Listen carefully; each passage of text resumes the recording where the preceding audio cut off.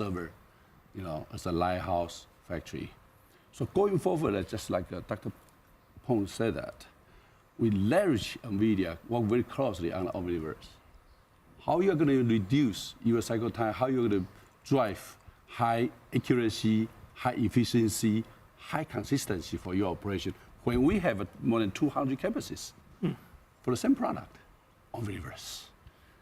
With Omniverse, with the Isaac platform NVIDIA have, we work on robotics, then also lots of LLM training.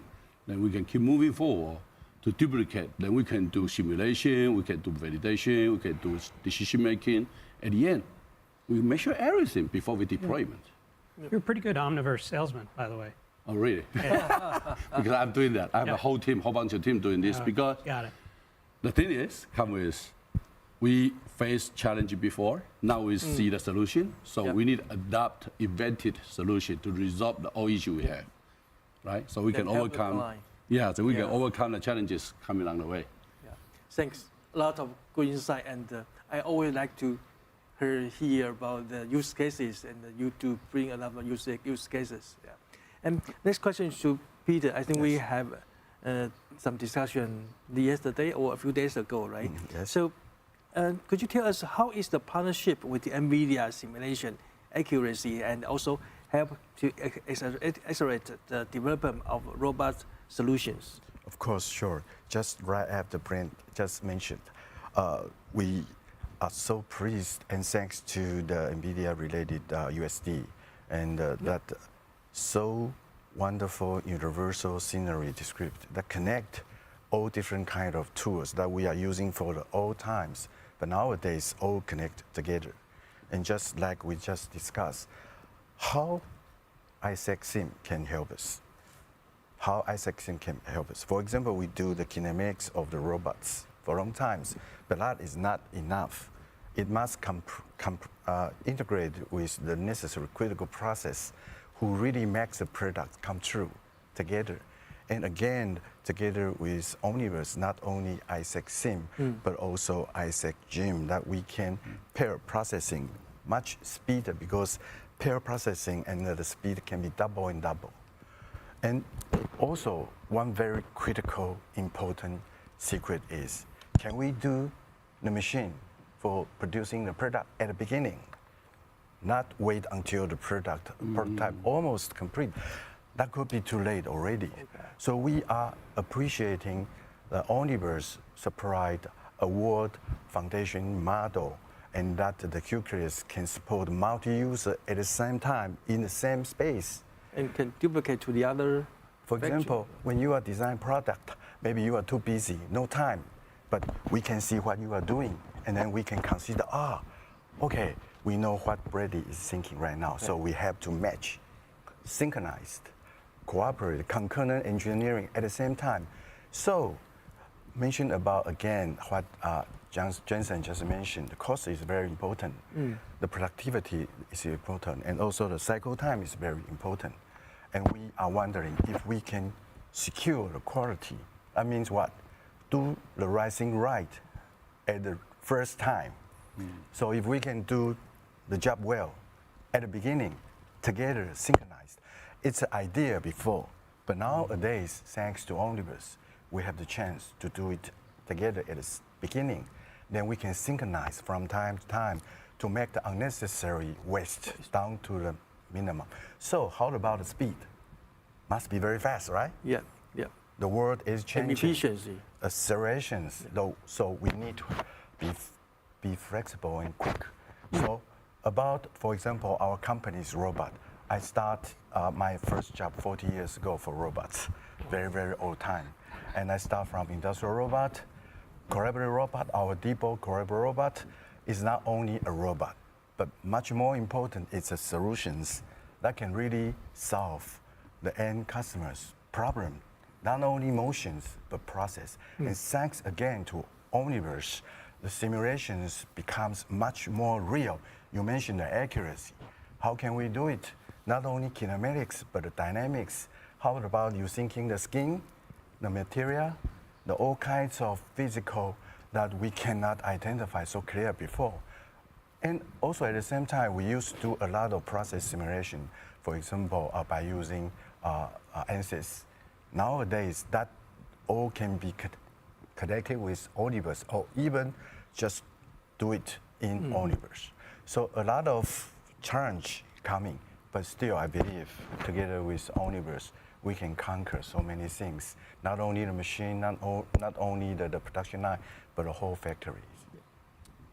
Just quickly, Scott, wanted to ask you one more question. Okay. You know, robots used to follow scripts. Yes. Now they adapt and learn in the field, go around and learn. How did you deal with that in work in industrial robots? How did your team adapt and work with that in the industrial setting? Yes. I think that for the robot, right? Actually, is some challenge we need to solve. And for example, for sure the smart robot is needed for the end customer, but how easy for the engineer they can implement the solution in their production line. Currently, in automation industry, actually is still a gap. So we try to provide a very easy to use solution for our customer and our partners. So for example, in the tradition, right, just mentioned is only the angle of the motor we have, they have, but now the vision images come and the force sense feedback it also have, and also AI power is come, and the next step is so the very powerful function, how engineer can what they can do, writing the code. I think is another good thing for them. So it takes a lot of time. So what we are doing is the first thing is hardware portion. Hardware is easy, ready to go. What I mean ready to go. So it means once the robot, right, they have the robot, and we also provide the autofocus camera in our system, so they can for position, and one is a sensor inside, for sensor inside. So then what they have is for hardware already one platform, and the second thing is the software. Yeah. Well, we're almost out of time, but Brand, let's start with you.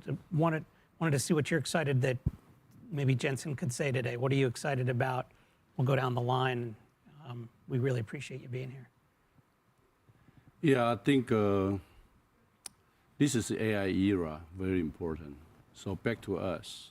When we are running such scale of global operation, we do need to leverage the new technology. Peter mentioned Omniverse, Scott mentioned about robots. So you look at that, the Gen AI essentially require data, require computing power, require algorithm or AI model. So as the leading company for smart manufacturing network, I think Foxconn Group is driving. We collect all kind of manufacturing data. You know that, right? So second thing is we built gradually a lot of computing power from Kaohsiung. Now we have H100, H200, all implement there. Then move to Wisconsin, we have a V100, which was built in 2020. And also we have the computing power in China with H20. Then we are going to build, we already built the GB200, 4 racks in Kaohsiung for the R&D purpose. So going forward, we're going to even build more. Like, I think the Chairman Yang Liu, Foxconn Group, mentioned that. We're going to build 64 racks in Kaohsiung as the initial one. And moving forward, probably you heard about that. Foxconn Group invests a lot in Houston. We're going to build more the computing power with GB200 or 300 in Houston to help us out. So with this, then we start to run the AI model algorithm. How are we going to make it? Again, Omniverse. Got it. Omniverse. Yeah. And any quick words, Peter? Oh yes, I really want to share with everybody. Omniverse perception sensing capability really makes Omniverse not just people thinking virtual side, but connect to a real side very closely. And from the what we try to challenge, overcome, for example, the computation powers that we require from the traditional robot to cooperative robot, cognitive robot with sensing, like Scott mentioned, and also humanoid robot like. Why? Because the automation last mile still using a lot of human operations with high skill. That still needs a lot of help. But thanks to Omniverse, again, there is a very high degree of freedom, human models that can really helpful for this. So again, thanks to NVIDIA's computation powers, we can do not only the cloud, but also the edge, but also embodied that not only agentic, but also physical AI.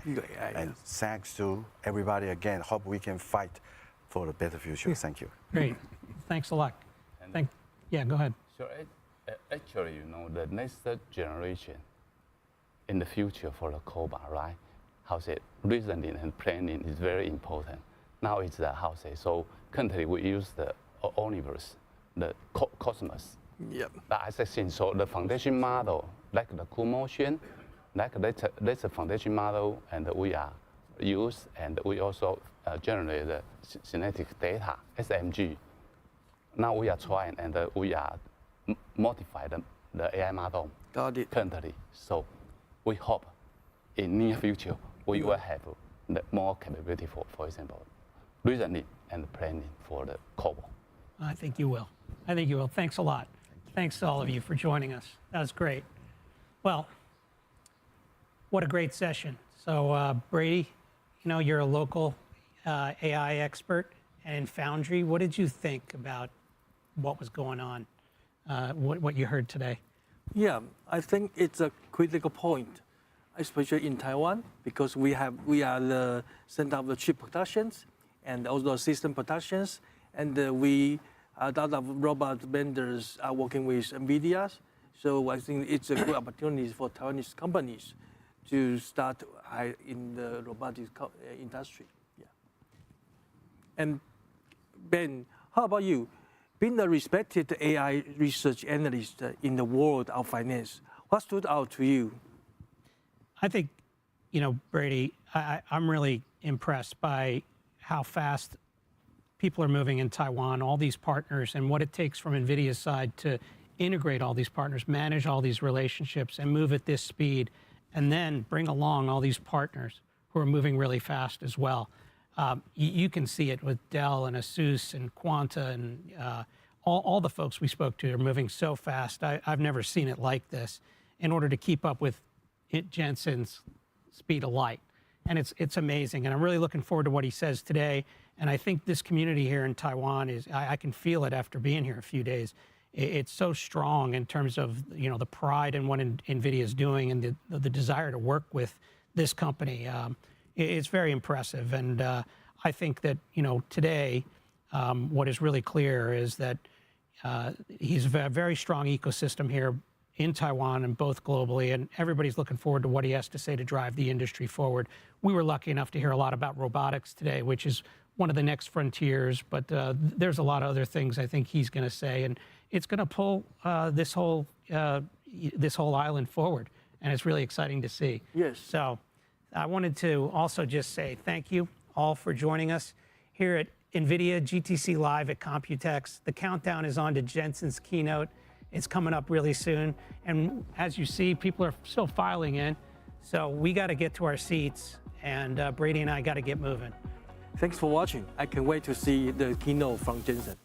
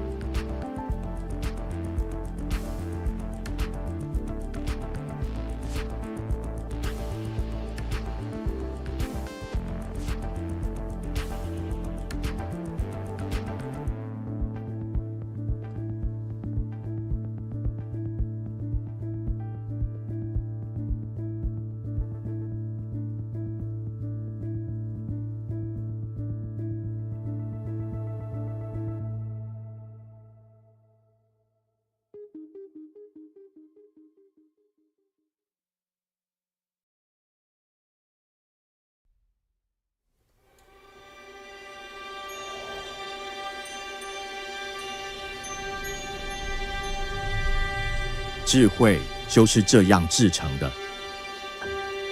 一种新型的工厂，制造 tokens， 人工智慧的基石。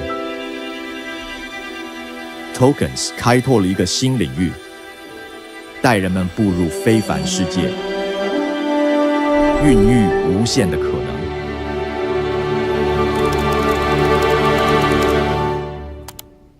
tokens 将图像化为科学数据，描绘宇宙天文，引领未来的探索者。在地球上，它复印我们的城市，帮助我们克服今日的困难。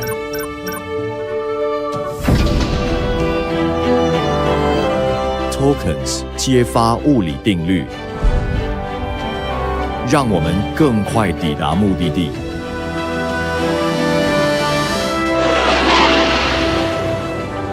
并且不断向前。tokens 可以提前发现疾病的征兆，助我们揭开生命的奥秘。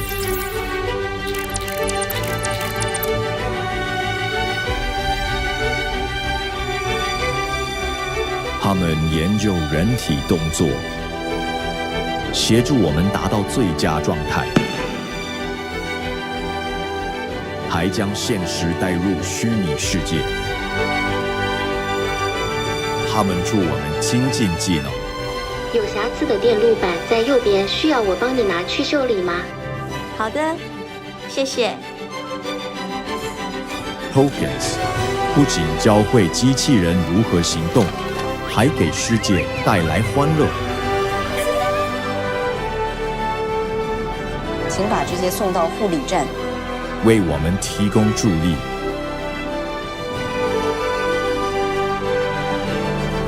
并让美好生活触手可及。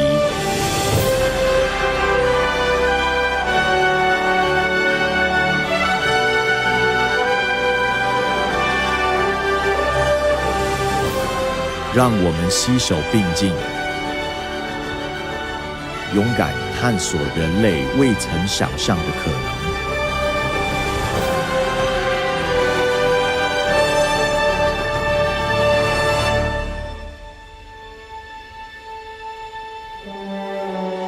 这一切都从这里开始。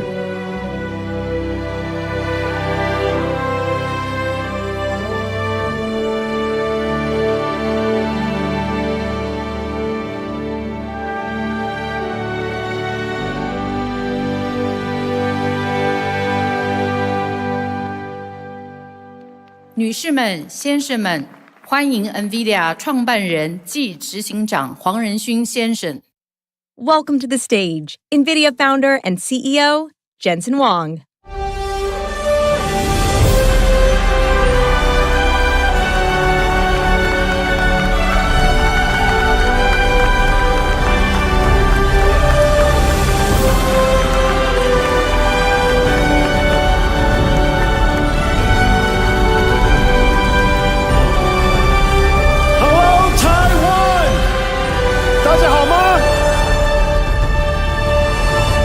It's great to be here. My parents are also in the audience. 我爸爸妈妈来，他们在哪里？ They're up there.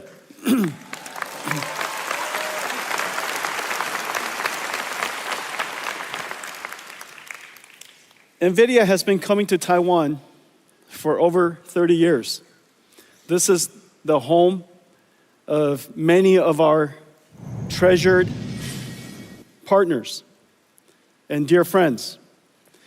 Over the years, you have seen Nvidia grow up and seen us accomplish many exciting things and have been partnered with me all along the way. Today, we're going to talk about where we are in the industry, where we're going to go, announce some new products, exciting new products and surprising products that open new markets for us, creates new markets, new growth. We're going to talk about great partners and how we're going to develop this ecosystem together. As you know, we are at the epicenter of the computer ecosystem, one of the most important industries of the world. And so it stands to reason when new markets has to be created, we have to create it starting here at the center of the computer ecosystem. And I have some surprises for you, things that you probably wouldn't have guessed. And then, of course, I promise I'll talk about AI. And we'll talk about robotics. The Nvidia story is the reinvention of the computer industry. In fact, the Nvidia story is also the reinvention of our company. As I said, I've been coming here for 30 years. Many of you have been through many of my keynotes. Some of you, all of them. And just as you reflect on the conversation, the things we talked about in the last 30 years, how dramatically changed. We started out as a chip company with a goal of creating a new computing platform. And in 2006, we introduced CUDA, which has revolutionized how computing is done. In 2016, 10 years later, we realized that a new computing approach has arrived. And this new computing approach requires a reinvention of every single layer of the technology stack. The processor is new, the software stack is new, it stands to reason the system is new. And so we invented a new system that on the day I announced it at GTC 2006, no one understood what I was talking about and nobody gave me a PO. That system was called DGX-1. DGX-1, I donated the first one to a nonprofit company called OpenAI. And it started the AI revolution. Years later, we realized that in fact, this new way of doing software, which is now called artificial intelligence, is unlike traditional ways of running software. Whereas many applications ran on a few processors in a large data center, we call that hyperscale. This new type of application requires many processors working together, serving queries for millions of people.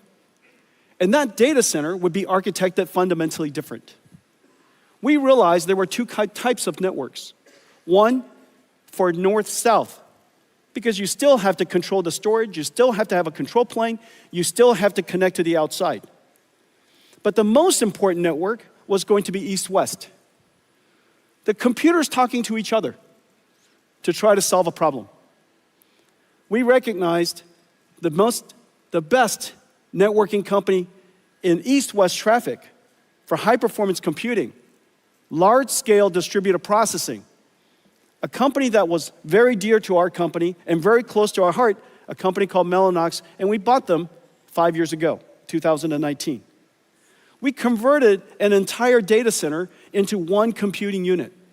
And you heard me say before, the modern computer is an entire data center. The data center is a unit of computing.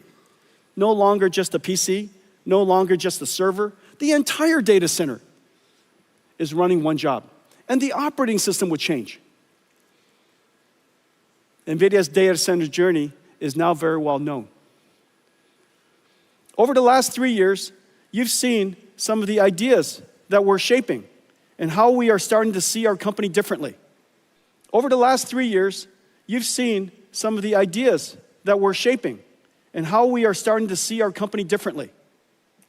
No company in history, surely no technology company in history, has ever revealed a roadmap for 5 years at a time. No one would tell you what is coming next. They keep it as a secret, extremely confidential. However, we realized that Nvidia is not a technology company only anymore. In fact, we are an essential infrastructure company. And how can you plan your infrastructure, your land, your shell, your power, your electricity, all of the necessary financing around all over the world? How would you possibly do that if you didn't understand what I was going to make? And so we described our company's roadmap in fair detail, enough detail that everybody in the world can go off and start building data centers. We realize now we are an AI infrastructure company, an infrastructure company that's essential all around the world. Every region, every industry, every company will build these infrastructures. And what are these infrastructure? These infrastructure, in fact, not unlike the first industrial revolution, when people realized, GE, Westinghouse, Siemens, realized that there was a new type of technology called electricity, and new infrastructure has to be built all around the world. And these infrastructure became essential part of social infrastructure. That infrastructure is now called electricity. Years later, this is during all of our generation, we realized there was a new type of infrastructure. And this new infrastructure was very conceptual, very hard to understand. And this infrastructure called information, and everything is connected to it. Well, there's a new infrastructure now. This new infrastructure is built on top of the first two. And this new infrastructure is an infrastructure of intelligence. I know that right now, when we say there's an intelligence infrastructure, it makes no sense. But I promise you, in 10 years' time, you will look back and you will realize that AI has now integrated into everything. And in fact, we need AI everywhere. And every region, every industry, every country, every company, all needs AI. AI has now part of infrastructure. And this infrastructure, just like the internet, just like electricity, needs factories. And these factories are essentially what we build today. They're not data centers of the past, a $1 trillion industry providing information and storage, supporting all of our ERP systems and our employees. That's a data center of the past. This is similar in the sense that it came from the same industry. It came from all of us, but it's going to emerge as something completely different, completely separated from the world's data center. And these AI data centers, if you will, are improperly described. They are, in fact, AI factories. You apply energy to it, and it produces enormous $300 million. We're going to be rich. $300 million chip industry to a data center opportunity that represents about $1 trillion to now an AI factory, an AI infrastructure industry that will be measured in trillions of dollars. And this is the exciting future that we're undertaking. Now, at its core, everything we do is founded on several important technologies. Of all the time. And in fact, we're the only technology company in the world that talks about libraries nonstop. And the reason for that is because libraries is at the core of everything that we do. Libraries is what started it all. And I'm going to show you a few new ones today. But before I do that, let me show you a preview of what I'm going to tell you today. Everything you're about to see is simulation, science, and artificial intelligence. Nothing you see here is art. It's all simulation. It just happens to be beautiful. Let's take a look.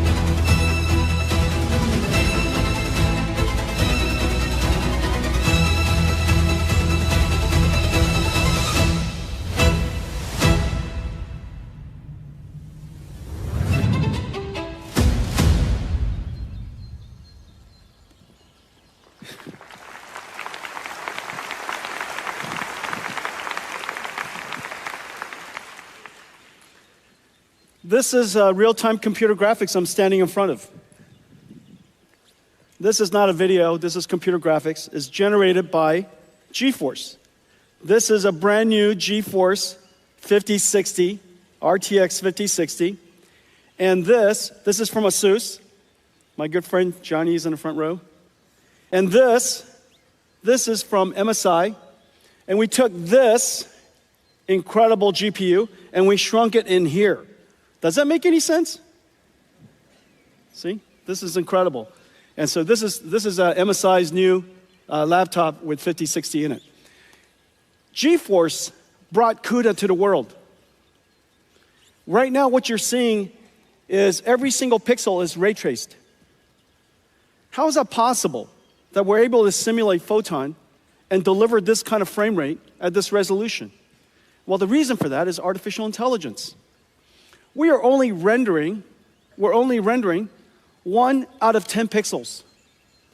So every pixel that you see, only 1 out of 10 is actually computed. The other 9, AI guessed. Does that make any sense? And it's perfect. It's completely perfect. It guessed it perfectly. Of course, the technology is called DLSS, neural rendering. It took us many, many years to develop. We started developing it the moment we started working on AI, so it's been a 10-year journey. And the advance in computer graphics has been completely revolutionized by AI. GeForce brought AI to the world. Now AI came back and revolutionized GeForce. So really, really amazing. Ladies and gentlemen, GeForce.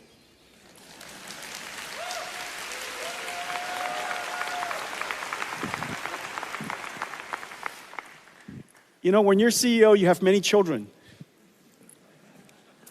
And GeForce brought us here. And now, all of our keynotes is 90% not GeForce. But it's not because we don't love GeForce.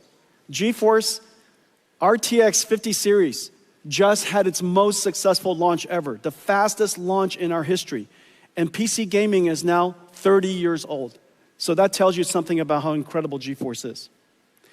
Let's talk about libraries. At the core, of course, everything starts with CUDA. And by making CUDA as performant as possible, as pervasive as possible, so that the installed base is all over the world, then applications can find a CUDA GPU quite easily. The larger the installed base, the more developers want to create libraries.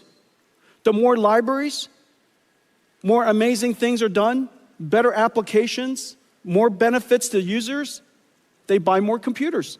The more computers, more CUDA. That feedback path is vitally important. However, accelerated computing is not general purpose computing.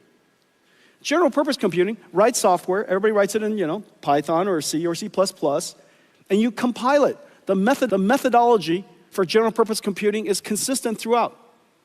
Write the application, compile the application, run it on a CPU. However, that fundamentally doesn't work in accelerated computing, because if you could do that, it would be called a CPU. What's the point of not just changing the CPU so you could write the software, compile the software, run it on a CPU? The fact that you would have to do something different is actually quite sensible. And the reason for that is because so many people worked on general purpose computing, trillions of dollars of innovation. How is it possible that all of a sudden a few widgets inside a chip and all of a sudden computers become 50 times faster, 100 times faster? That makes no sense.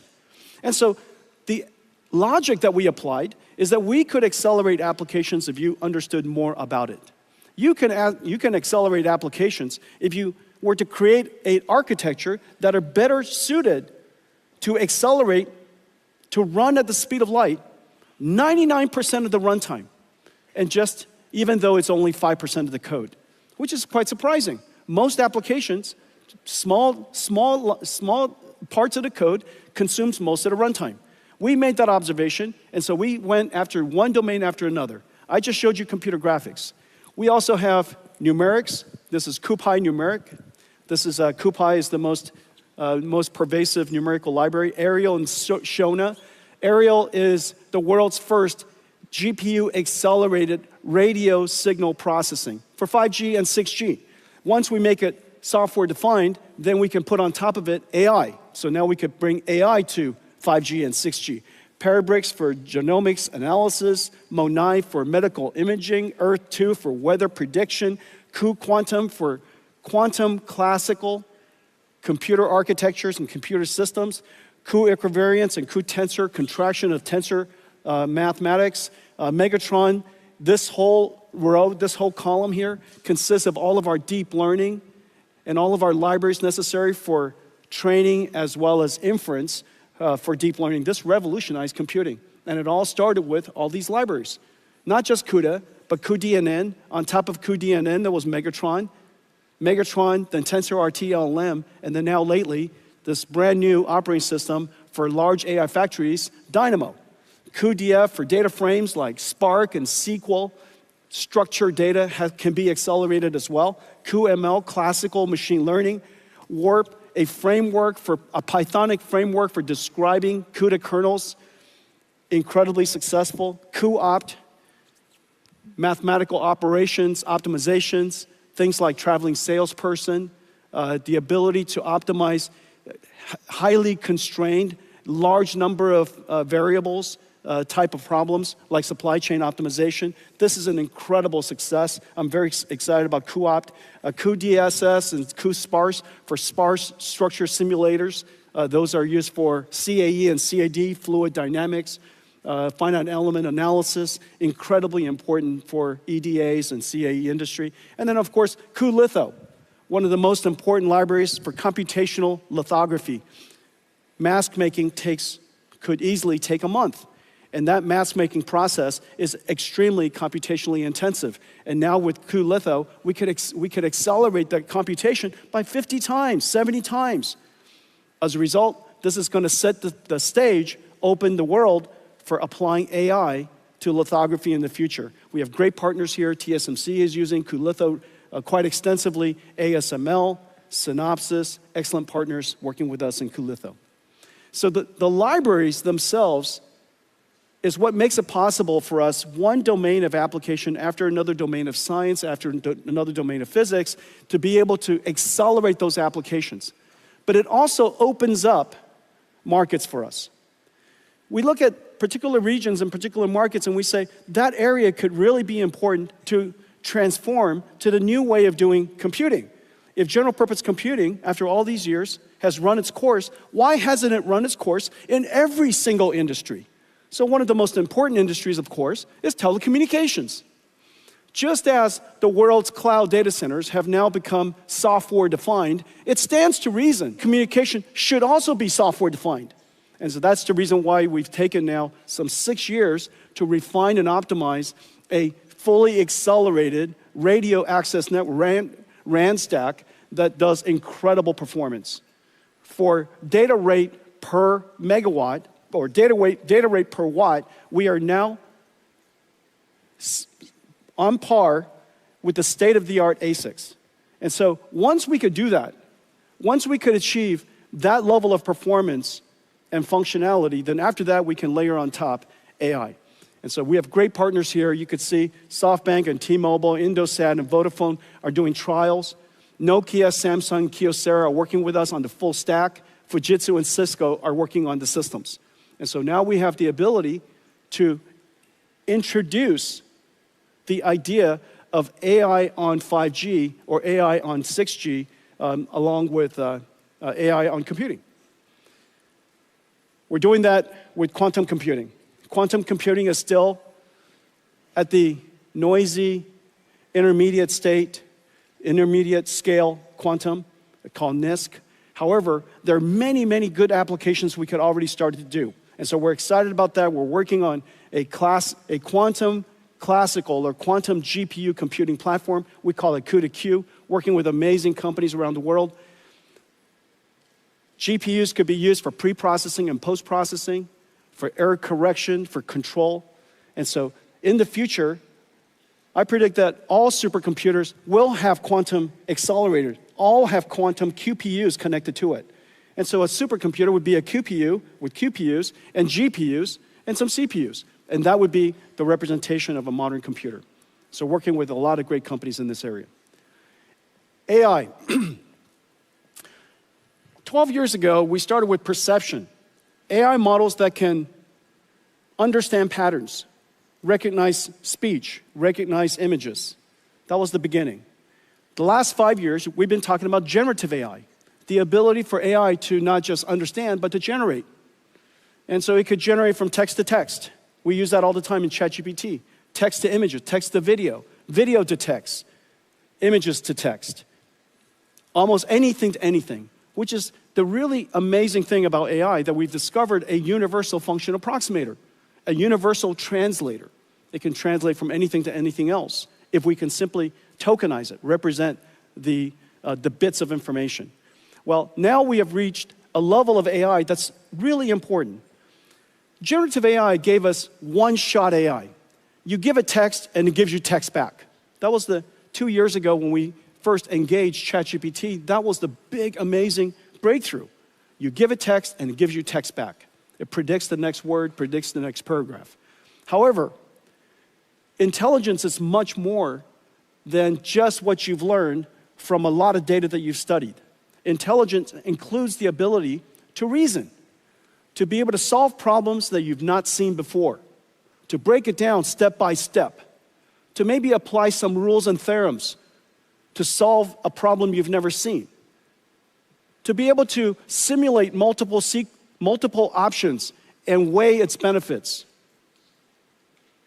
Some of the technology you might have heard about, chain of thought, breaking it down step by step, tree of thought, coming up a whole bunch of paths. All of these technologies are leading the ability for AI to be able to reason. Now, the amazing thing is, once you have the ability to reason, and you have the ability to perceive, that is, let's say, multimodal read PDFs, you could do search, you can use tools, you have now agentic AI. This agentic AI just does something that I've just described all of us do. We're given a goal, we break it down step by step, we reason about what to do, what's the best way to do it, we consider its consequences, and then we start executing the plan. The plan might include doing some research, might include doing some work, using some tools. It might include reaching out to another AI agent to collaborate with it. Agentic AI is basically understand, think, and act. Well, understand, think, and act is the robotics loop. Agentic AI is basically a robot in a digital form. These are going to be really important in the coming years. We're seeing enormous progress in this area. The next wave, beyond that, is physical AI. AI that understands the world. They understand things like inertia, friction, cause and effect. That if I roll a ball and it goes under a car, depending on the speed of the ball, it probably went to the other side of the car. But the ball did not disappear. Object permanence. You might be able to reason that if there's a table in front of you and you have to go to the other side, the best way to do it is not to go right through it. The best way is maybe go around it or underneath it. To be able to reason about these physical things is really essential to the next era of AI. We call that physical AI. And so in this particular case, you're seeing us simply prompt the AI, and it generates videos to train a self-driving car in different scenarios, and I'll show you more of that later.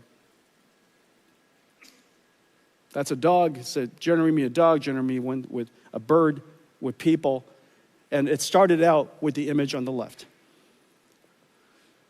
And then the phase after that, we take reasoning systems, generative systems, physical AI, and this level of capability would now go into a physical embodiment. We call it a robot. If you could imagine that you can prompt an AI to generate a video to reach and pick up a bottle, of course you could imagine telling a robot to reach out and pick up the bottle. The AI capability today has the ability to do those things. Well, the computer that's where we're going in the near future. The computer that we're building to make this possible has properties that are very different than the previous. The revolutionary computer called Hopper came into the world about 3 years ago. and it revolutionized AI as we know it. It became probably the most popular, most well-known computer in the world. In the last several years, we've been working on a new computer to make it possible for us to do inference time scaling, or basically thinking incredibly fast. Because when you think, you're generating a lot of tokens in your head, if you will. You're generating a lot of thoughts, and you iterate in your brain before you produce the answer. So what used to be one-shot AI is now going to be thinking AI, reasoning AI, inference time scaling AI. And that's going to take a lot more computation. And so we created a new system called Grace Blackwell. Grace Blackwell does several things. It has the ability to scale up. Scale up means to turn what is a computer into a giant computer. So a giant computer. Scale out is to take a computer and connect many of them together and let the work be done in many different computers. Scaling out is easy. Scaling up is incredibly hard. Building larger computers that is beyond the limits of semiconductor physics is insanely hard. And that's what Grace Blackwell does. Grace Blackwell broke just about everything. And all of you in the audience, many of you are partnering with us to build Grace Blackwell systems. I'm so happy to say that we're in full production, but we can also say it was incredibly challenging. Although the Blackwell systems based on HGX has been in full production since the end of last year and has been available since February, we are now just putting online all the Grace Blackwell systems. They're coming online all over the place every single day. It's available in CoreWeave now for several weeks. It's already being used by many CSPs. And now you're starting to see it coming up from everywhere. Everybody's starting to tweet out that Grace Blackwell is in full production. In Q3 of this year, just as I promised, every single year, we will increase the performance of our platform every single year like rhythm. And this year, in Q3, we'll upgrade to Grace Blackwell GB300. The GB300 will increase the same architecture, same physical footprint, same electrical and mechanicals, but the chips inside have been upgraded. It has upgraded with a new Blackwell chip. It's now 1.5 times more inference performance, has 1.5 times more HBM memory, and it has 2 times more networking. And so the overall system performance is higher. Well, let's take a look at what's inside Grace Blackwell. Grace Blackwell starts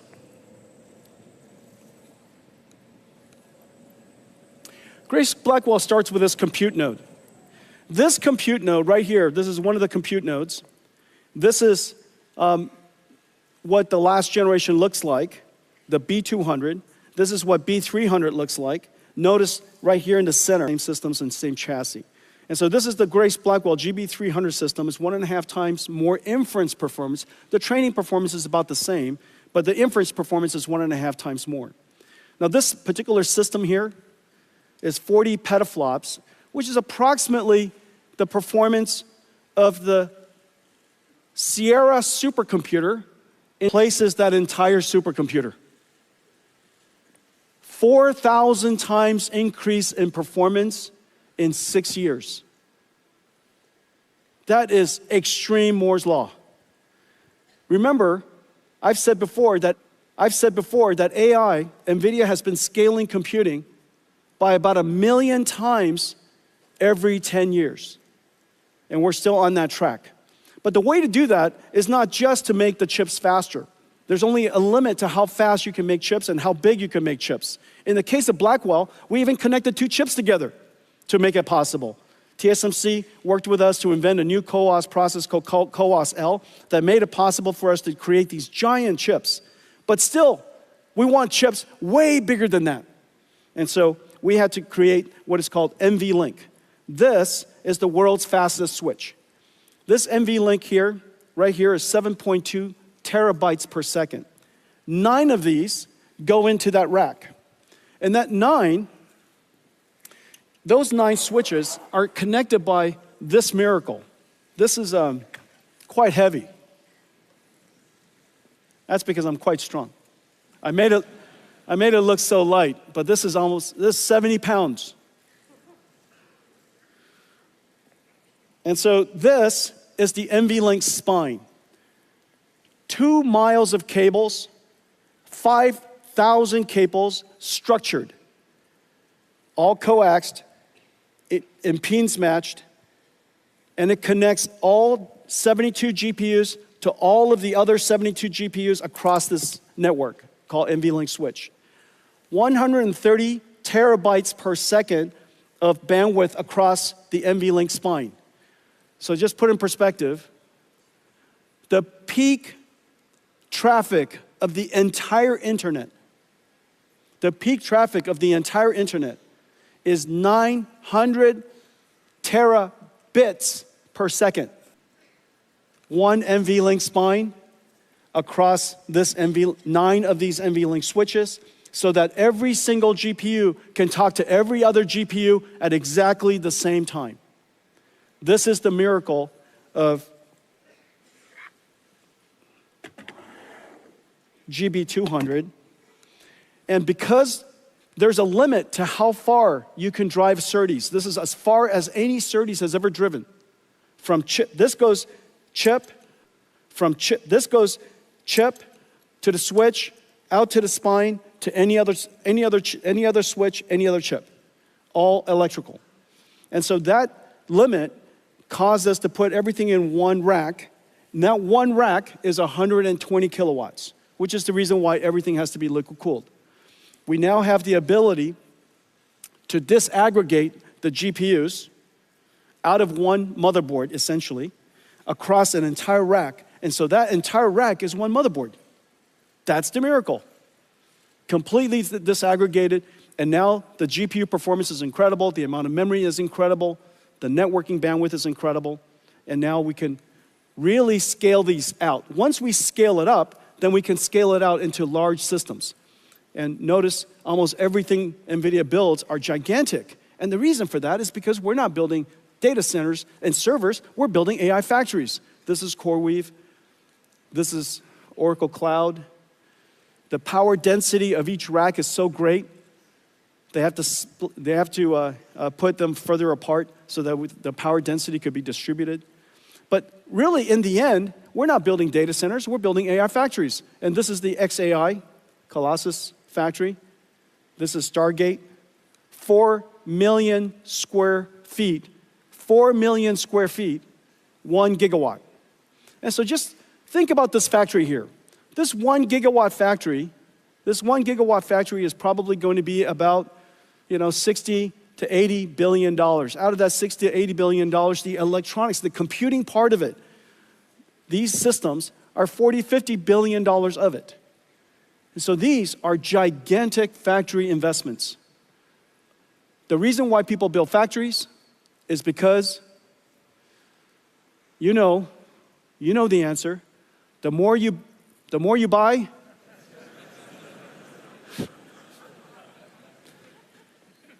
say it with me, the more you buy, the more you make. That's what factories do. Okay.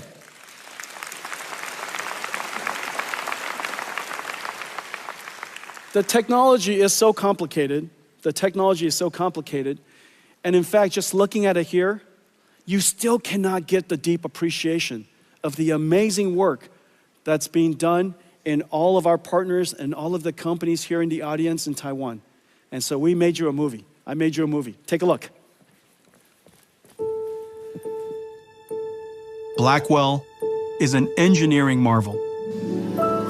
It begins as a blank silicon wafer at TSMC. Hundreds of chip processing and ultraviolet lithography steps build up each of the 200 billion transistors, layer by layer on a 12-inch wafer. The wafer is scribed into individual Blackwell die, tested and sorted, separating the good dies to move forward. The chip-on-wafer on substrate process, done at TSMC, SPIL, and Amkor, attaches 32 Blackwell dies and 128 HBM stacks on a custom silicon interposer wafer. Metal interconnect traces are etched directly into it, connecting Blackwell GPUs and HBM stacks into each system and package unit, locking everything into place. Then the assembly is baked, molded, and cured, creating the Blackwell B200 superchip. At KYEC, each Blackwell is stress-tested in ovens at 125 degrees Celsius and pushed to its limits for several hours. Back at Foxconn, robots work around the clock to pick and place over 10,000 components onto the Grace Blackwell PCB. Meanwhile, additional components are being prepared at factories across the globe. Custom liquid cooling copper blocks from Cooler Master, AVC, Auras, and Delta keep the chips at optimal temperatures. At another Foxconn facility, ConnectX-7 SuperNICs are built to enable scale-out communications, and Bluefield 3 DPUs to offload and accelerate networking, storage, and security tasks. All these parts converge to be carefully integrated into GB200 compute trays.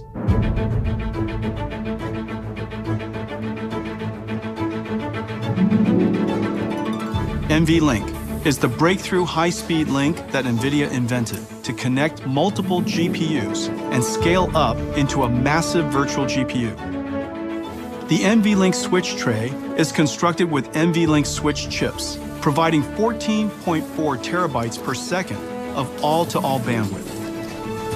NVLink spines form a custom blind-mated backplane, integrating 5,000 copper cables to deliver 130 terabytes per second of all-to-all bandwidth. This connects all 72 Blackwells, or 144 GPU dies, into one giant GPU. From around the world, parts arrive.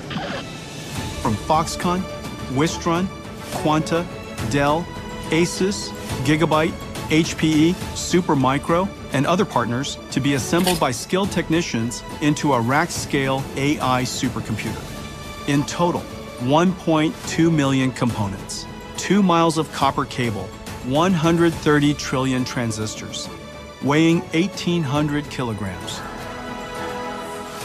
From the first transistor etched into a wafer to the last bolt fastening the Blackwell rack, every step carries the weight of our partners' dedication, precision, and craft.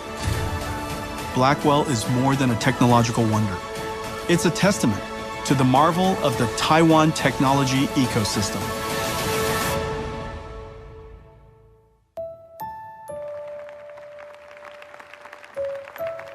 We couldn't be prouder of what we've achieved together.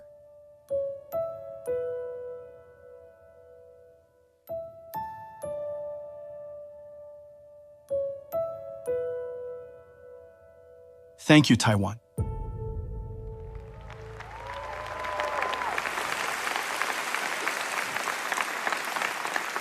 Thank you. Thank you. That was pretty incredible, right? But that was you. That was you. Thank you.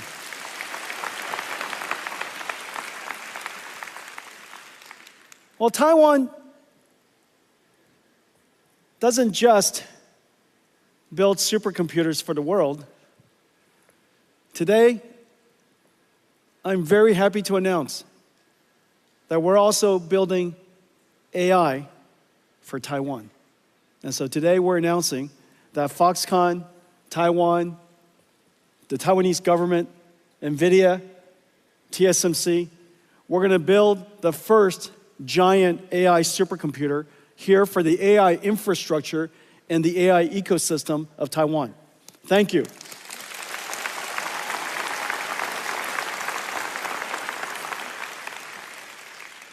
Is there anybody who needs an AI computer? Any AI researchers in the audience?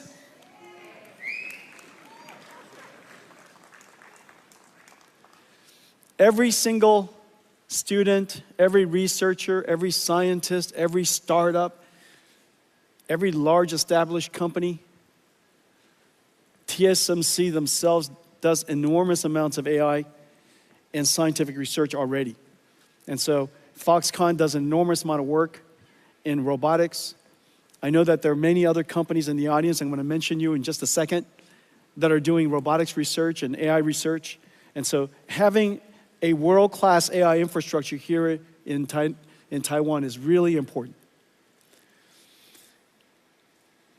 All of that is so that we could build a very large chip. And NVLink and Blackwell, this generation, made it possible for us to create these incredible systems. Here's one from Pegatron and QCT and Wistron and WeWin. This is from Foxconn and Gigabyte and ASUS. And you could see the front and the back of it. And its entire goal is to take these Blackwell chips that are, you could see how big they are, and turn it into one massive chip. Now, the ability to do that, of course, was made possible by NVLink. But it understates the complexity of the system architecture, the rich software ecosystem that connects it all together, the entire ecosystem of 150 companies that came together to build this. This architecture and the entire ecosystem in technology, in software, in industry has been the work of 3 years. This is a massive industrial investment. And now, we would like to make it possible for anybody who wants to build data centers. It could be a whole bunch of Nvidia GB200s or 300s and accelerated computing systems from Nvidia. It could be somebody else. And so today, we're announcing something very special. We're announcing Nvidia NVLink Fusion. NVLink Fusion is so that you can build semi-custom AI infrastructure. Not just semi-custom chips, because those are the good old days. You want to build AI infrastructure. And everybody's AI infrastructure could be a little different. Some of you could have a lot more CPUs, and some of it could have a lot more NVIDIA GPUs, and some of it could be somebody's semi-custom ASICs. And those systems are so insanely hard to build. And they're all missing this one incredible ingredient. This incredible ingredient called NVLink. NVLink so that you could scale up these semi-custom systems and build really powerful computers. And so today we're announcing the NVLink Fusion. NVLink Fusion kind of works like this. This is the NVIDIA platform, 100% NVIDIA. You got NVIDIA CPU, NVIDIA GPU, the NVLink switches, the networking from NVIDIA called Spectrum-X or InfiniBand, NICs, network interconnects, switches, and all of the entire system, the entire infrastructure built end-to-end. Now, of course, you can mix and match it if you like, and we now today make it possible for you to mix and match it even at the compute level. This would be what you would do using your custom ASIC. And we have great partners I'll announce in a second who are working with us to integrate your special TPU or your special ASIC, your special accelerator. And it doesn't have to be just a transformer accelerator. It could be an accelerator of any kind that you would like to integrate into a large scale-up system. We create an NVLink chiplet. It's basically a switch that abuts right up to your chip. There's IP that will be available to integrate into your semi-custom ASIC. And then once you do that, it fits right into the compute boards that I mentioned, and it fits into this ecosystem of an AI supercomputer that I've shown you. Now, maybe what you would like is you would like to use your own CPU. You've been building your own CPU for some time, and maybe your CPU has built a very large ecosystem, and you would like to integrate NVIDIA into your ecosystem. And now we make it possible for you to do that. You could do that by building your custom CPU. We provide you with our NVLink chip-to-chip interface into your ASIC. We connect it with NVLink chiplets, and now it connects and directly abuts into the Blackwell chips and our next generation Rubin chips. And again, it fits right into this ecosystem. This incredible body of work now becomes flexible and open for everybody to integrate into. And so your AI infrastructure could have Some NVIDIA, a lot of yours. A lot of yours, you know, and a lot of CPUs, a lot of ASICs, maybe a lot of NVIDIA GPUs as well. And so in any case, you have the benefit of using the NVLink infrastructure and the NVLink ecosystem, and it's connected perfectly to Spectrum-X. And all of that, you know, is industrial strength and has the benefit of an enormous ecosystem of industrial partners who have already made it possible. So this is the NVLink Fusion. Whether you buy completely from us, that's fantastic. Nothing gives me more joy than when you buy everything from NVIDIA. I just want you guys to know that. But it gives me tremendous joy if you just buy something from NVIDIA.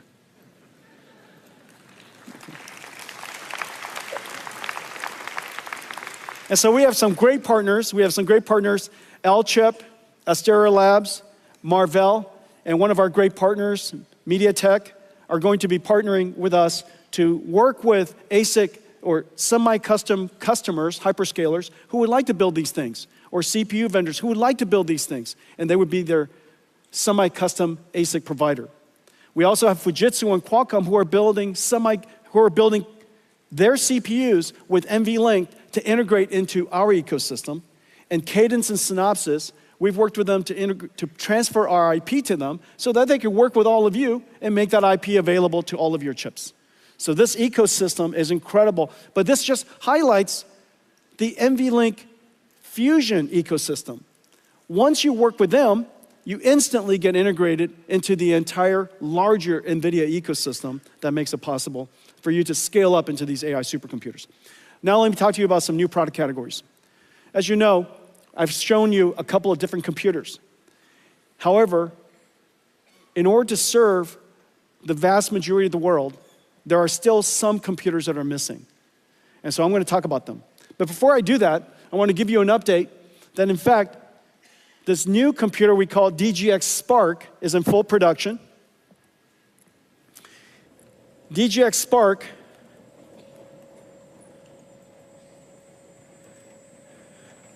will be ready, will be available shortly, probably in a few weeks.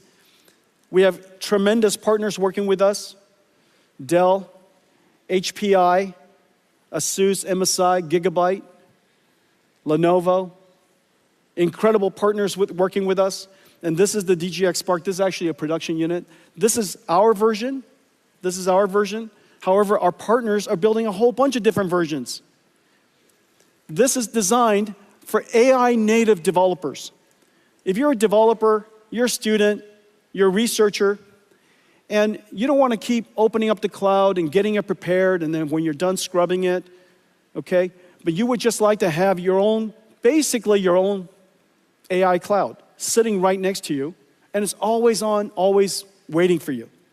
It allows you to do your prototyping, early development, and this is what's amazing. This is DGX Spark. It's 1 petaflops and 128 gigabytes. In 2016, when I delivered DGX1, this is just the bezel. I can't lift the whole computer. It's 300 pounds. This is DGX1. This is 1 petaflops and 128 gigabytes. Of course, this is 128 gigabytes of HBM memory, and this is 128 gigabytes of LPDDR5X. The performance is, in fact, quite similar. But what's most important is that the work that you could work on this is the same work you could do here. It's an incredible achievement over just the course of about 10 years. Okay, so this is DGX Spark for anybody who would like to have their own AI supercomputer. And it's, I'll let all of our partners price it for themselves, but one thing for sure, everybody can have one for Christmas.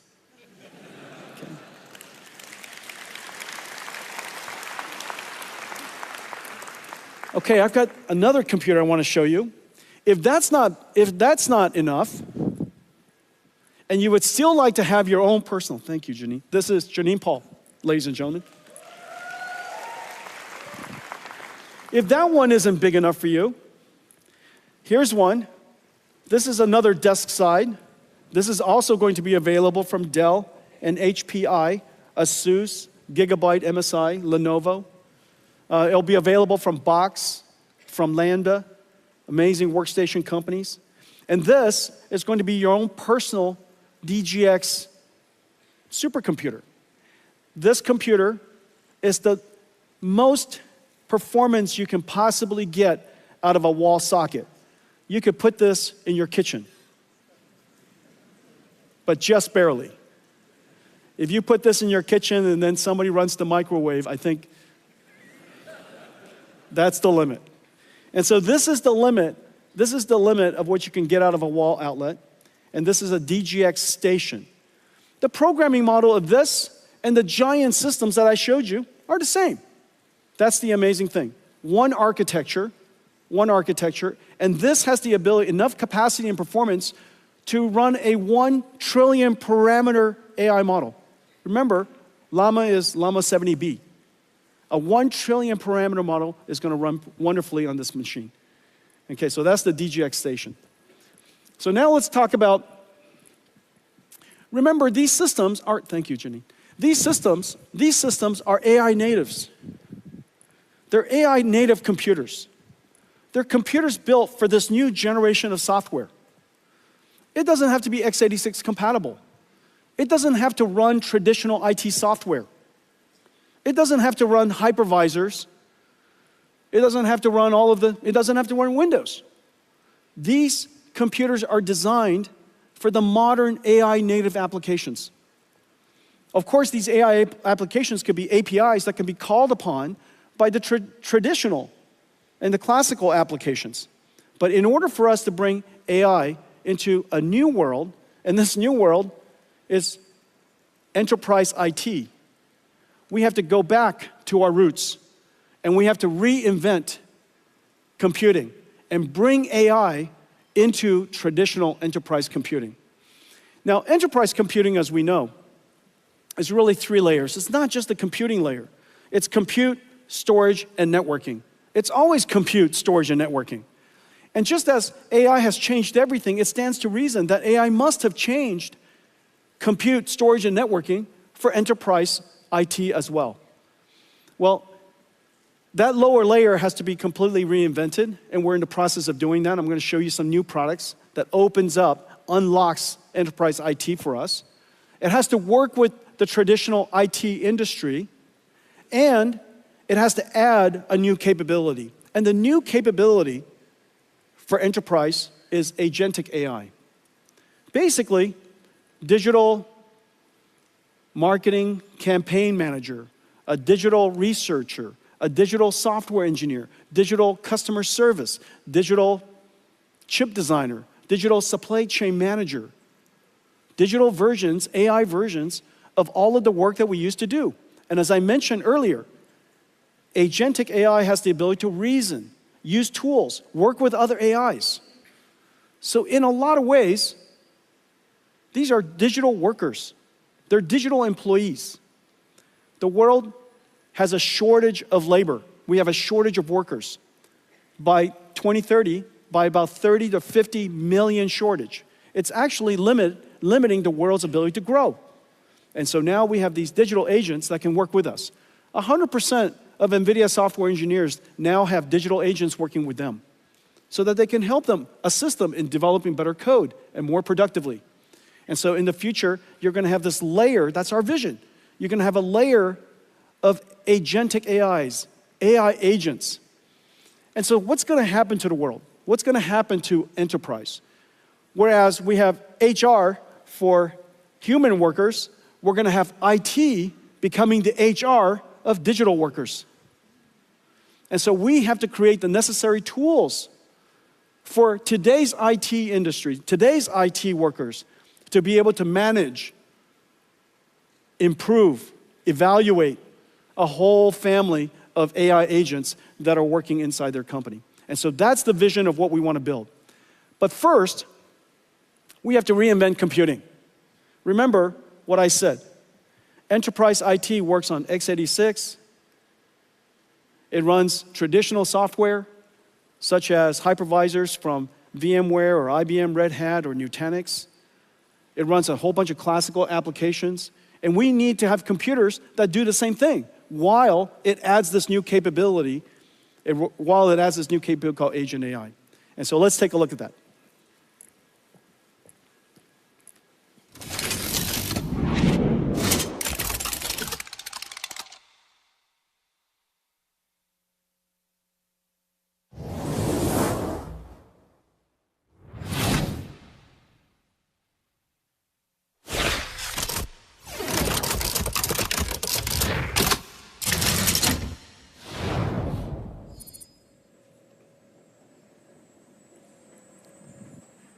Okay, this is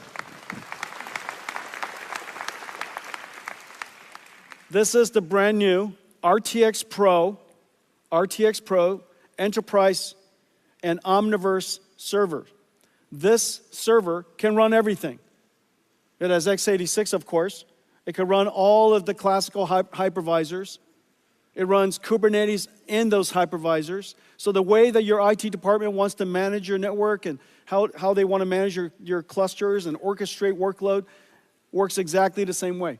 It has the ability to even stream Citrix and what other virtual desktops to your PC. Everything that runs in the world today should run here. Omniverse runs on here perfectly. But in addition to that, this is the computer for enterprise AI agents. Those AI agents could be only text. Those AI agents could also be computer graphics. Little TJs, coming to you, little toy Jensens coming to see you, helping you do work. And so those AI agents could be either in text form, it could be in graphics form, it could be in video form. All of those workloads work on this system. No matter the modality, every single model that we know of in the world, every application that we know of should run on this. In fact, even Crysis works on here. Okay, so anybody who's a GeForce gamer? There are no GeForce gamer in the room.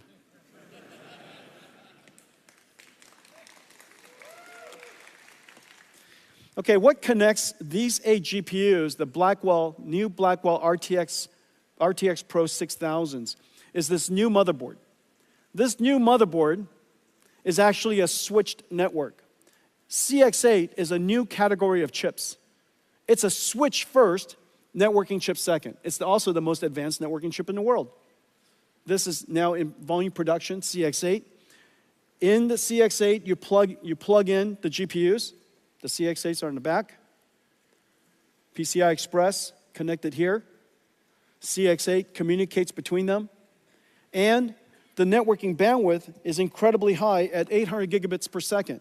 And this is the transceiver that plugs into here. So each one of these GPUs have their own networking interface. All of the GPUs are now communicating to all of the other GPUs on east-west traffic. Incredible performance. Now, the surprising part is this, how incredible it is. So this is RTX Pro. This is the performance, and I showed you guys at GTC how to think about performance in the world of AI factories. The way to think about this is throughput. This is tokens per second, which is the y-axis. The more output your factory, the more tokens you produce. Okay, so throughput is measuring tokens per second. However, every AI model is not the same. And some AI models require much more reasoning. And so you need those AI models, you need the performance per user to be very high. So the tokens per second per user has to be high. And this is the problem with factories. Factories either like to have high throughput or low latency, but it doesn't like to have both. And so the challenge is how to create an operating system that allows us to have high throughput, the y-axis, while having very low latency, which is the y-axis, interactivity, tokens per second per user. And so this chart tells you something about the overall performance of the computer, of the overall computers of the factory. Look at all of those different colors. It represents the different ways you have to configure all of our GPUs to achieve the performance. Sometimes you need pipeline parallelism. Sometimes you want expert parallelism. Sometimes you want a batch. Sometimes you want to do speculative decoding, sometimes you don't. And so all of those different types of algorithms have to be applied separately and differently depending on the workload. And the Pareto, the outside area, the overall area of that curve represent the capability of your factory, okay? And so notice something. Hopper is this is the most famous computer in the world, Hopper H100, the HGX, $225,000 Hopper is down there. And the Blackwell server you just saw, the enterprise server, is 1.7 times its performance. But this is amazing. This is Llama 70B.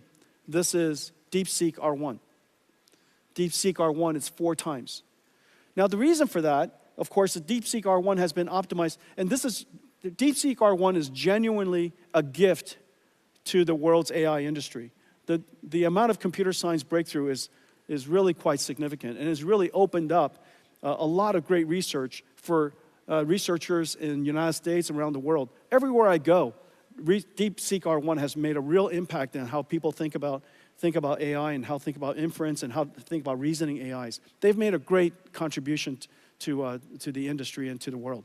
And so this is DeepSeek R1. The performance is 4 times the state-of-the-art H100. That kind of puts it in perspective, okay? And so if you're building enterprise AI, we now have a great server for you. We now have a great system for you. It's a computer you could run anything on. It's a computer that has incredible performance. And it, whether it's x86 or AI, all of it runs. Okay, our RTX Pro server is in volume production across all of our partners in the industry. This is likely the largest go-to market of any system we have ever taken to market. So thank you very much.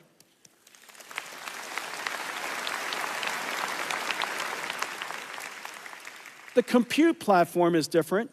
The storage platform is different. And the reason for that is because humans query structured databases like SQL. People query structured databases like SQL. But AI wants to query unstructured data. They want semantic, they want meaning. And so we have to create a new type of storage platform. And this is the Nvidia AI Data Platform. On top, just as SQL servers, SQL software, and file storage software from your storage vendors that you work with, there's a layer of very complicated software that goes with storage. Most storage companies, as you know, is mostly a software company. That software layer is incredibly complicated. And so on top of a new type of storage system is going to be a new query system we call IQ, NVIDIA AIQ or IQ. And it's really state-of-the-art, it's fantastic. And working with basically everybody in the storage industry. Your future storage is no longer CPUs sitting on top of a rack of storage. It's going to be GPUs sitting on top of a rack of storage. And the reason for that is because you need the system to embed, find the meaning in the data, in the unstructured data, in the raw data. You have to index, you have to do the search, and you have to do the ranking. So that process is very compute intensive. And so most storage servers in the future will have a GPU computing node in front of it. It's based on the models that we create. Almost everything that I'm about to show you starts with great AI models. We create AI models. We put a lot of energy and technology into post-training of open AI models. We post-train these AI models with data that is completely transparent to you. It is safe and secure data, and it's completely okay to use to train, and we make that list available to you to see. And so it's completely transparent. We make the data available to you. We post-train the models, and our post-trained model performance is really incredible. It's right now, downloadable open source reasoning model. The Llama Nemotron reasoning model is the world's best. It's been downloaded tremendously. And also, we also surround it with a whole bunch of other AI models so that you can do what is called IQ, the retrieval part of it. It's 15 times faster than what's available out there, 50% better query results. And so these models are available, all available to you. The IQ blueprint are open source. And we work with the storage industry to integrate these models into their storage stack, their AI platform. This is vast.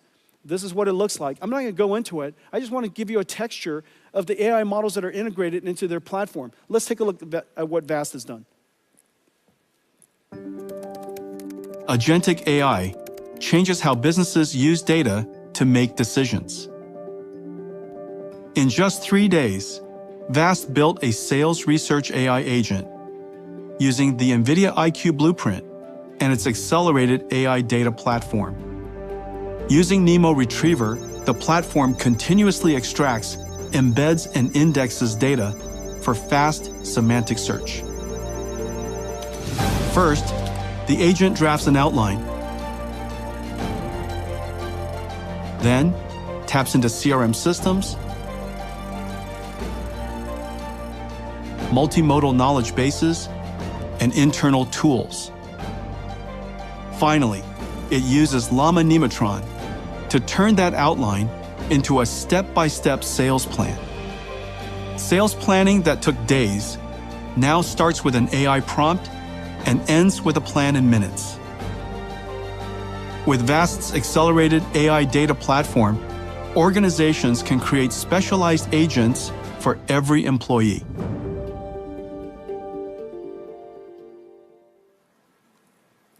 Okay, so that's VAST.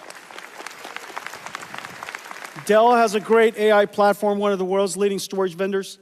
Hitachi has a great AI platform, AI data platform. IBM is building an AI data platform with NVIDIA NeMo. NetApp is building an AI platform. As you could see, all of these are open to you. And if you're building an AI platform with a semantic query AI in front of it, NVIDIA NeMo is the world's best. Okay, so that gives you now compute for enterprise and storage for enterprise. The next part is a new layer of software called AI Ops. Just as supply chain has their ops and HR has their ops, in the future, IT will have AI ops. And they will curate data, they'll fine-tune the models, they'll evaluate the models, guardrail the models, secure the models, and we have a whole bunch of libraries and models necessary to integrate into the AI ops ecosystem. We got great partners to help us do that, to take it to market for us. CrowdStrike is working with us. Data IQ is working with us. Data Robots is working with us. You can see these are all AI operations creating fine-tuning models and deploying models for agentic AI in enterprise. And you could see NVIDIA libraries and models integrated all over it. So Data Robots, here's Data Stacks. This is Elastic. I think I heard somewhere that they're downloaded 400 billion times. This is Nutanix. This is Red Hat. This is Trend Micro here in Taiwan. I think I saw Eva earlier. Okay, hi Eva. Okay, weights and biases. Okay, and so that's it. This is how we're going to bring the world and bring to the world's enterprise IT the ability to add AI to everything that you do. You're not going to rip out everything from IT, the enterprise IT organizations, because companies have to run. But we can add AI into it. And now we have systems that are enterprise ready with ecosystem partners, incredible ecosystem partners. I think I saw Jeff earlier. There's Jeff Clark, the great Jeff Clark. He's been coming to Taiwan for as long as I have been coming to Taiwan, and has been a partner of yours for a long time. So there's Jeff Clark. And so our ecosystem partners, Dell and others, are going to take this platform, these platforms, to the world's enterprise IT. Okay, let's talk about robots. So agentic AIs, AI agents, a lot of different ways to say it, agents are essentially digital robots. Reason for that is because a robot perceives, understands, and plans. And that's essentially what agents do. But we would like to build also physical robots. And these physical robots, first, it starts with the ability to learn to be a robot. The ability to learn to be a robot can't be done in the physical world productively. You have to create a virtual world where the robot can learn how to be a good robot. That virtual world has to obey the laws of physics. Most physics engines don't have the ability to, with fidelity, deal with rigid and soft body simulation. And so we partner with DeepMind, Google DeepMind, and Disney Research to build Newton. the world's most advanced physics engine. It's going to be open sourced in July. It's incredible what it can do. It's completely GPU accelerated. It's differentiable, so you could learn from experience. It is incredibly high fidelity. It's super real time. And so we could use that Newton engine, and it's integrated into Mujoko. It's integrated into NVIDIA's Isaac Sim. So irrespective of the simulation environment and framework you use. And so with that, we can bring these robots to life.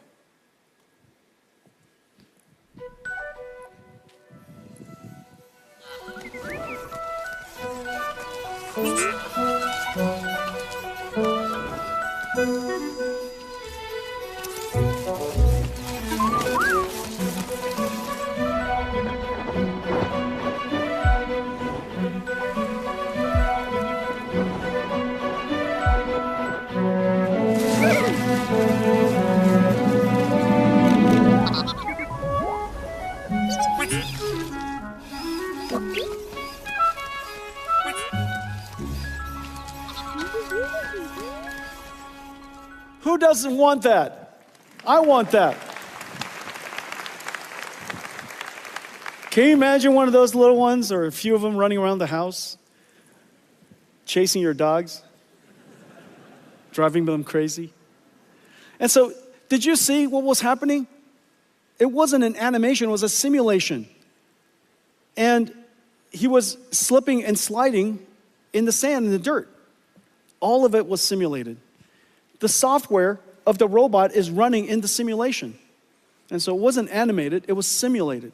And so in the future, we'll take the AI models that we train and we put it into that robot in simulation and let it learn how to be a great robot. Well, we're working on several things to help the robotics industry. Now, you know that we've been working in autonomous systems for some time. Our self-driving car basically has 3 systems. There's the system for creating the AI model, and that's GB200, GB300. It's going to be used for that, training the AI model. Then you have Omniverse for simulating the AI model.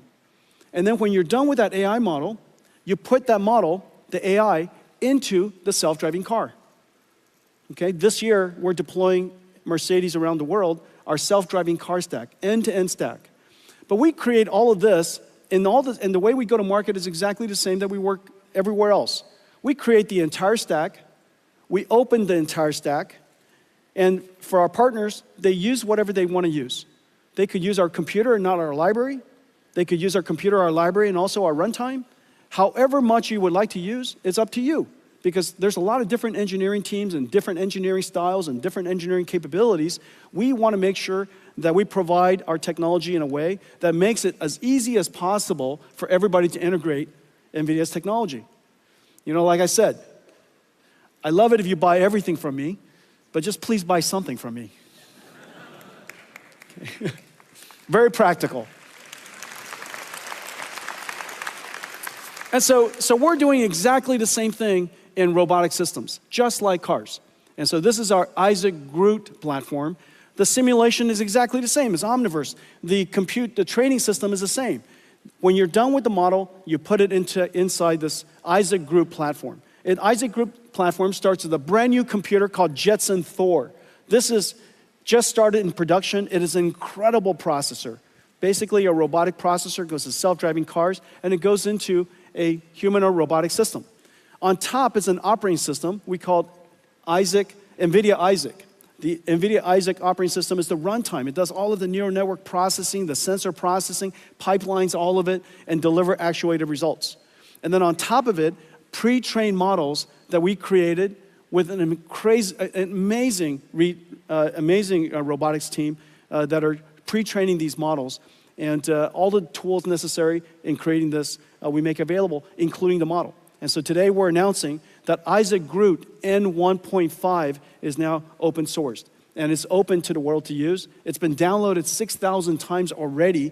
And the popularity and the likes and the appreciation from the community is incredible. And so that's creating the model.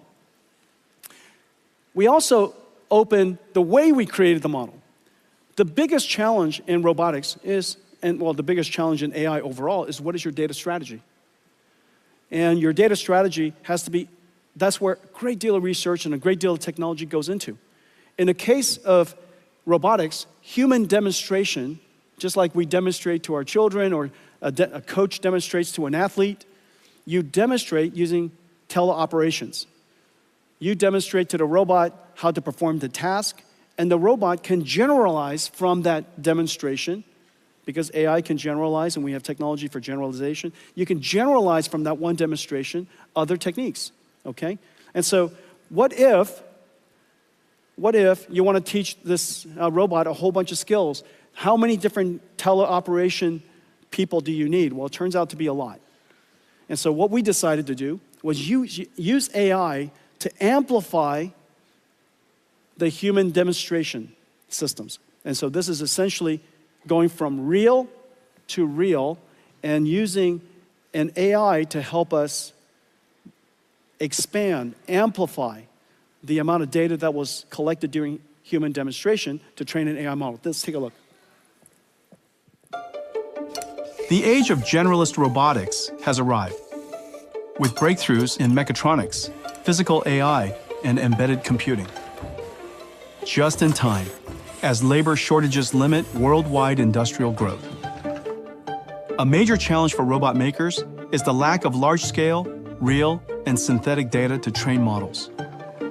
Human demonstrations aren't scalable, limited by the number of hours in a day. Developers can use Nvidia Cosmos physical AI World Foundation models to amplify data. Groot Dreams is a blueprint built on Cosmos for large-scale synthetic trajectory data generation, a reel-to-reel data workflow. First, developers fine-tune Cosmos with human demonstrations recorded by teleoperation of a single task in a single environment. Then, they prompt the model with an image and new instructions to generate dreams, or future world states. Cosmos is a generative model, so developers can prompt using new action words without having to capture new teleop data. Once a large number are generated, Cosmos reasons and evaluates the quality of each dream, selecting the best for training. But these dreams are still just pixels. Robots learn from actions. The Groot Dreams blueprint generates 3D action trajectories from the 2D dream videos. This is then used to train the robot model. Groot Dreams lets robots learn a huge variety of new actions with minimal manual captures. So a small team of human demonstrators can now do the work of thousands. Groot Dreams brings developers another step closer to solving the robot data challenge.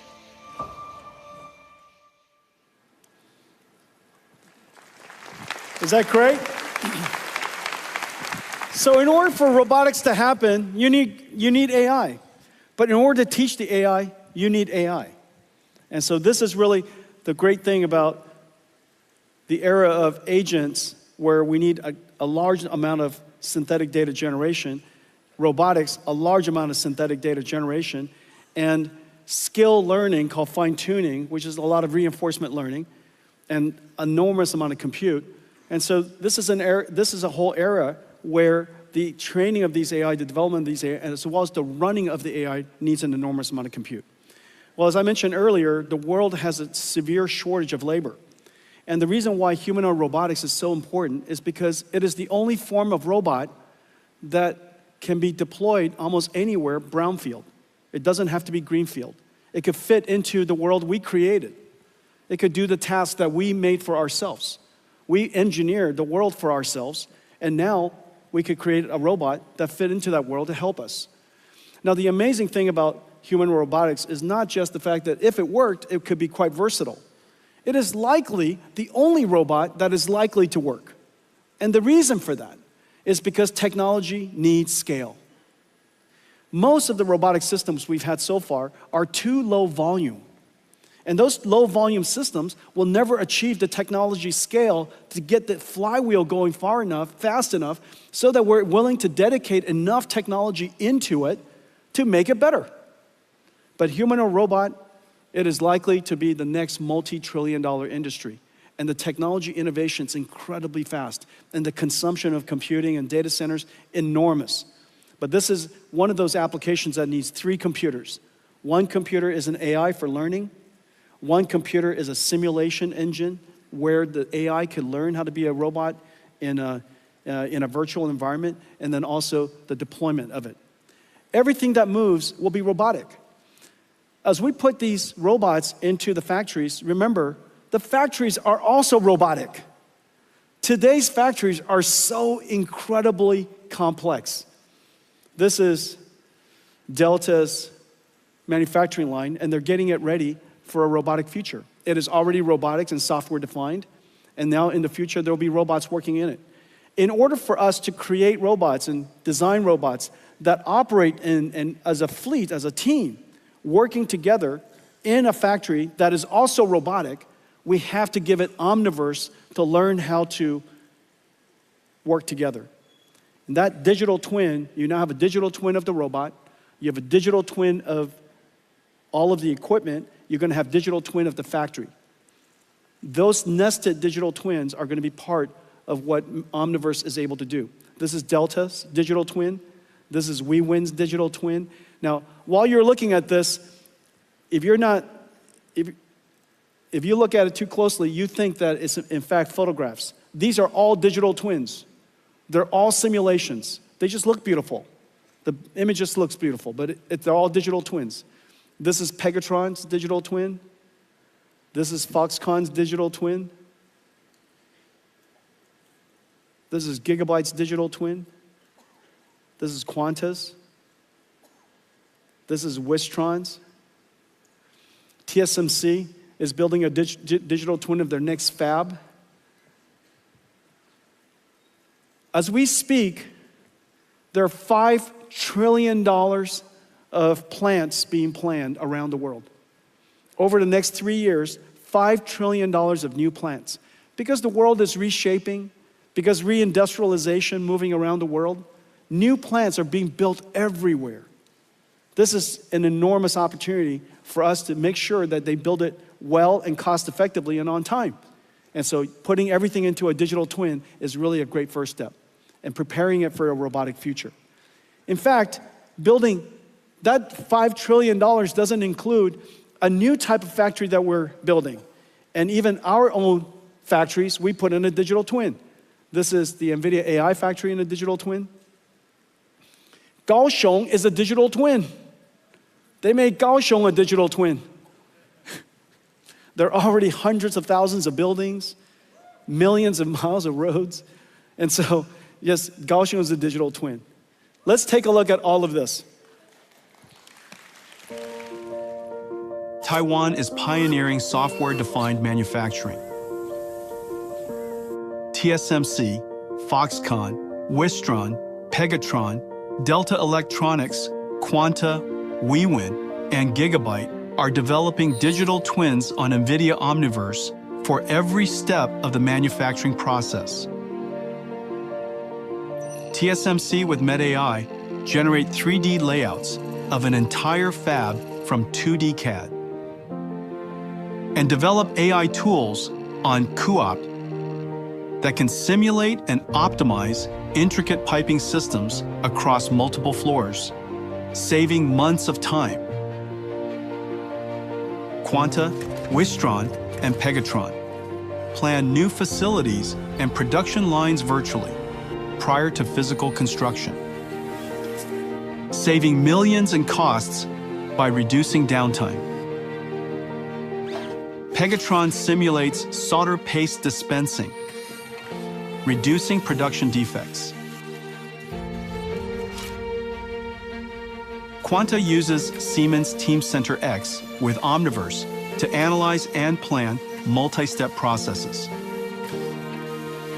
Foxconn, Wistron, and Quanta simulate power and cooling efficiency of test data centers with Cadence Reality Digital Twin.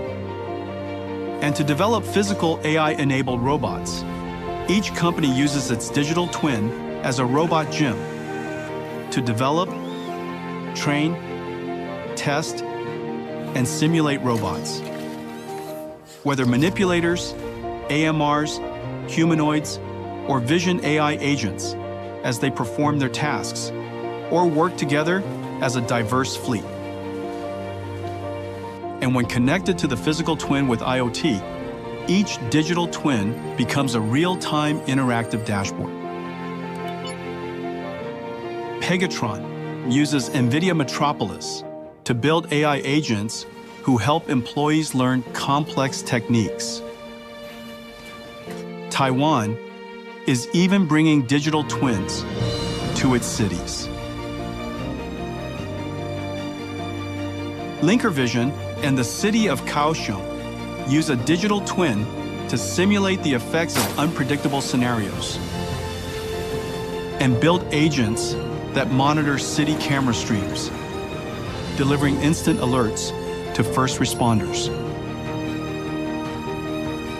The age of industrial AI is here, pioneered by the technology leaders of Taiwan, powered by Omniverse.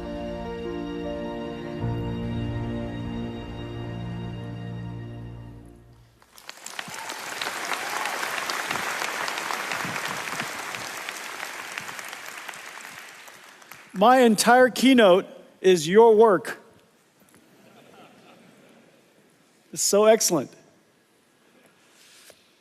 Well, it stands to reason that Taiwan, at the center of the most advanced industry, the epicenter where AI and robotics is going to come from, it stands to reason that this is an extraordinary opportunity for Taiwan.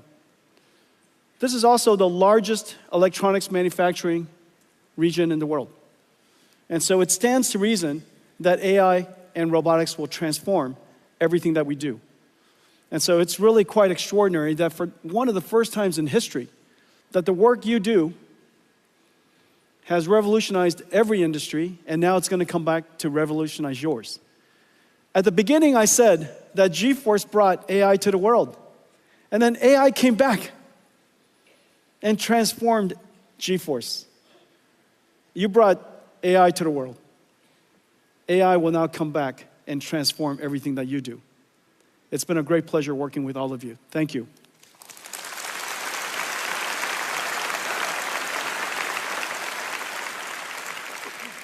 I have a new product. I announced several products already today, but I have a new product to announce. We've been building out in Space Dock for some time. And I think it's time for us to reveal one of the largest products that we've ever built. And it's parked outside waiting for us. Let's see how it goes.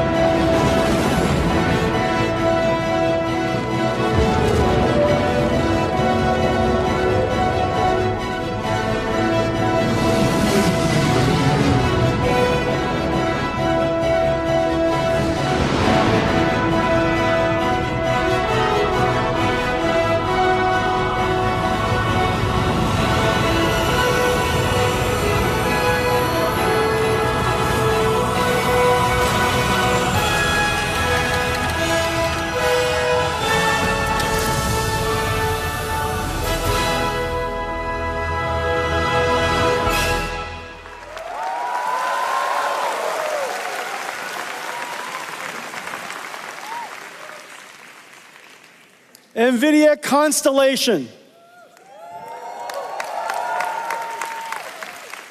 Nvidia Constellation. Well, as you know, we have been growing. and all of our partnerships with you have been growing. The number of engineers we have here in Taiwan have been growing. And so we are growing beyond the limits of our current office. And so I'm going to build them a brand new NVIDIA Taiwan office, and it's called NVIDIA Constellation.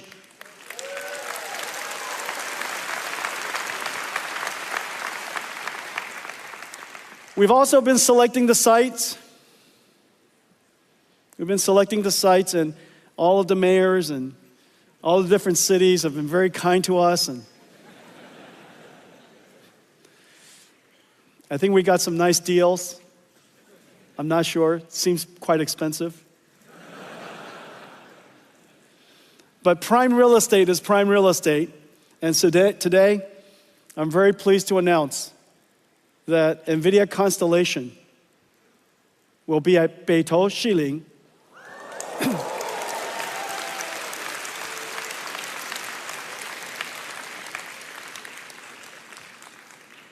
We have negotiated the transfer of the lease from the current owners of that lease. However, I understand that in order for the mayor to approve that lease, he wanted to know whether the people of Taipei approve of us building a large, beautiful NVIDIA Constellation here. Do you?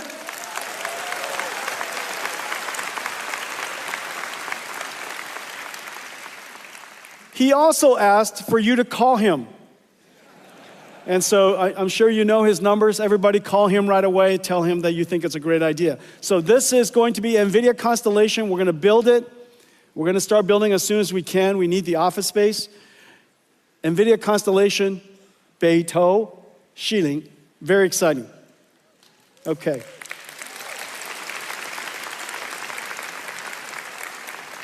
Well, I want to thank all of you. I want to thank all of you for your partnership over the years. We are at a once-in-a-lifetime opportunity. It is not an understatement to say that the opportunity ahead of us is extraordinary. For the very first time in all of our time together, not only are we creating the next generation of IT, we've done that several times. From PC to internet to cloud to mobile cloud, we've done that several times.